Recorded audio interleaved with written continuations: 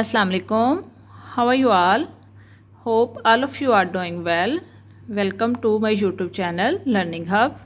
Today we are going to learn some singular phrases that look like plural but in actual they are singular.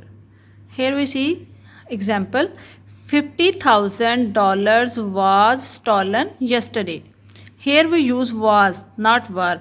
In fact, the amount is in $50,000 that look like plural.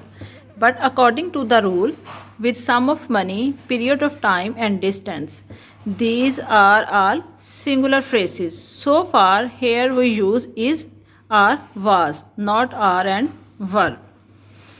The next one is 3 years is a long time. 3 years, but we use is because years is a period of time. So far we use here is. The next one is 2 miles isn't very far to walk. Miles is a distance. So far we use here isn't. Hope you get it, guys. Thank you so much.